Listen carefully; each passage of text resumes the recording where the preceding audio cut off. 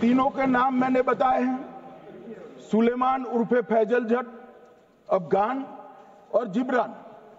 मान्यवर, वो तो एक आशंका थी कि यही लोगों ने घटना की है, मगर मैं बाद में एनआईए की जांच पर आता हूं, एनआईए ने पहले से ही इनको जिन्होंने आसरा लिया था वो लोगों को गिरफ्तार कर रखा था, उनको खाना पहुंचाने वाले लोगों को अपने कब्जे में रखा था। तो जब आतंकवादियों के शव श्रीनगर आए, इनसे पहचान कराई गई, 4 लोगों ने पहचान लिया, यही 3 लोग थे जिन्होंने पहलगांव में आतंकी घटना को।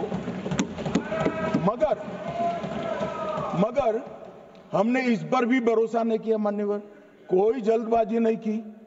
हमने जो आतंकी घटना स्थान से कारतूस मिले थे, वो कारतूस का एफएसएल रिपोर्ट पहले से करा कर रखा था और चंडीगढ़ सेंट्रल एफएसएल के अंदर बैलिस्टिक रिपोर्ट के आधार पर उनका रिपोर्ट तैयार था।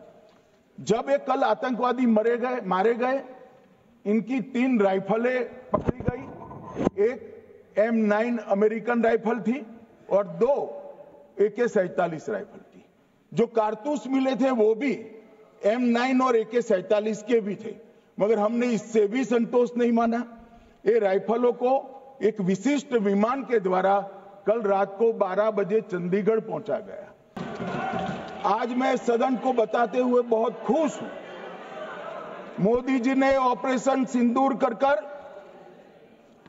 आतंकवादियों को जिन्होंने आतंकवादियों को भेजा था, उनके आकाओं को जमीन में मिलाने का काम किया था। सेना और सीआरपीएफ ने वो आतंकवादियों को भी समाप्त कर दिया। और मान्यवर,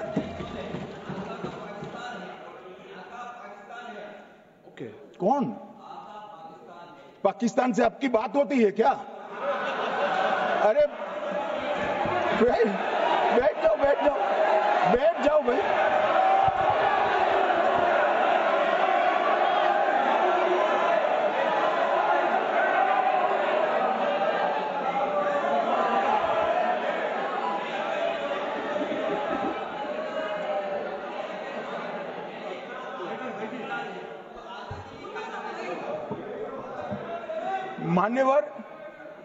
मान्यवर, मैं बताता हूं कैसे इनके आका मारे गए, वो भी नाम के साथ बताता हूं, जगह के साथ बताता हूं, घंटे, मिनट और सेकंड के साथ बताता हूं। मान्यवर, मैं तो अपेक्षा करता था कि जब ये सूचना सुनेंगे, पक्ष विपक्ष में खुशी की लहर दौड़ जाएगी, मगर ये स्याही पड़ गई इनके चेहरे। ये क्या है मान्यवर, किस तरह की पॉलिटिक्स? भाई आतंकवादी मारे गए, आपको इसका भी आनंद नहीं है?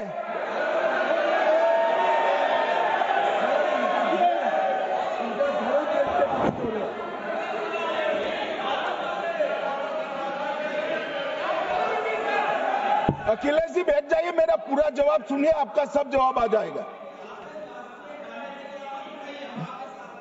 भाई आप आतंकवादियों का धर्म देखकर दुखी मत होइए।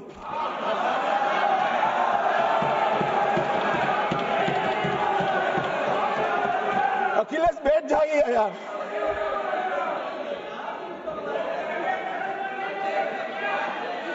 अखिलेश जी बैठ जाइए। मान्यवर, किसी को संशय रखने की जरूरत नहीं है। बैलिस्टिक रिपोर्ट मेरे पास है, मेरे हाथ में है और 6 वैज्ञानिकों ने इसको क्रॉस चेक किया है। सुबह 4:46 पर फोन पर मुझे 6 ने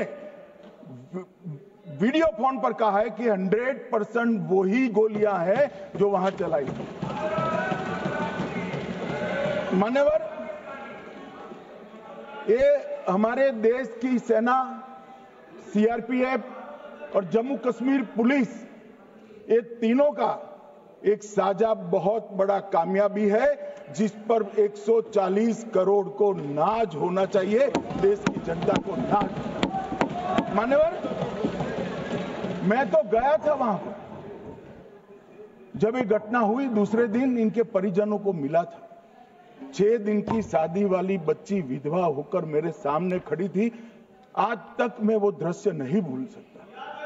मगर आज सारे परिजनों को मैं कहना चाहता हूं कि मोदी जी ने ऑपरेशन सिंदूर से भेजने वालों को भी मारा और हमारे सुरक्षा बलों ने जिनको भेजा था उनको भी मारा और एक ऐसा सबक सिखाया है कि आने वाले कई दिनों तक कोई ऐसी हिम्मत नहीं कर पाएगा।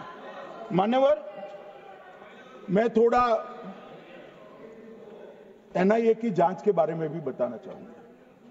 मान्यवर, जिस दिन लश्कर-ए-तोयबा ने और इसके आउटफिट TRF ने इसकी जिम्मेदारी ली, उसी दिन हमने तय कर लिया था कि ये जांच एनआईए को सौंप दी जाएगी, क्योंकि एनआईए आतंकवाद के केसों की जांच के लिए, वैज्ञानिक तरीके से जांच करने के लिए और सजा कराने के लिए महारत हासिल की हुई विश्व मान्य एजेंसी है, जिसका सजा कराने का दर 96% से ज्यादा है। मान्यवर, हमने तुरंत ही इसकी जांच एनआईए को दे दी। हमने पूरी व्यवस्था की। सेना, BSF, CRPF और जम्मू कश्मीर पुलिस ने कि लोग देश छोड़कर भाग न जाए और मान्यवर, इसकी जांच की शुरुआत हुई। एक थकाने वाली बहुत लंबी जांच हुई है। जांच के दौरान मृतक के परिजन जो साथ में थे, उनको सभी को चर्चा किए गया। पर्यटकों, खच्चर वालों, पोनी वालों, फोटोग्राफर, कर्मचारियों, विभिन्न दुकान में काम करने वाले लोगों, कुल मिलाकर 1055 लोगों की लंबी 3000 घंटे से ज्यादा पूछताछ इंफॉर्मेशन के लिए की गई और इस सबको वीडियो पर रिकॉर्ड कर दिया गया और बाद में इसके आधार पर स्केच बनाया गया और ढूंढते 22/6/25 को एक बशीर की पहचान की गई और परवेज की पहचान की गई, जिन्होंने आतंकवादी घटना के अगले दिन आतंकवादियों को शरण दी थी। उनको अपने ढोक में रखा था। वो दोनों को गिरफ्तार कर लिया गया। अब वो हमारी कस्टडी में है।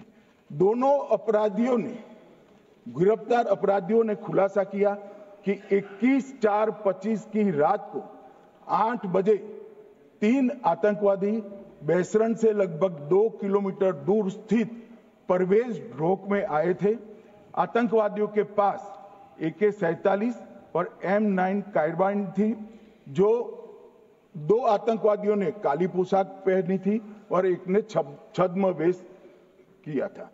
खाना खाया, चाय पी और ढोक से निकलते वक्त कुछ खाना, नमक, मिर्च और मसाले लेकर वो चले गए।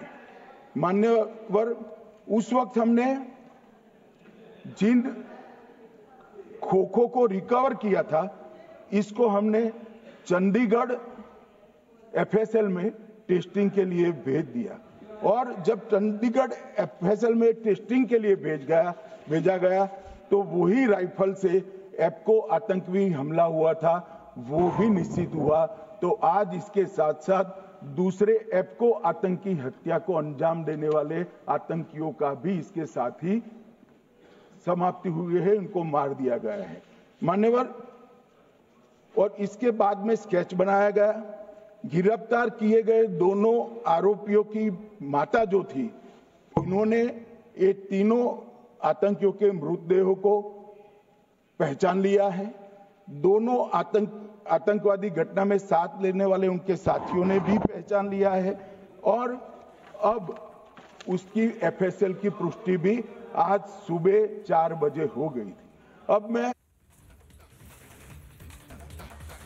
নানা ধরনের কন্টেন্ট দেখার জন্য লাইক করুন, শেয়ার করুন আমাদের ফেসবুক পেজ, সাবস্ক্রাইব করুন আমাদের ইউটিউব চ্যানেল। পাশাপাশি অন্যান্য ব্রেকিং নিউজের জন্য অবশ্যই চোখ রাখুন রিপাবলিক বাংলায়।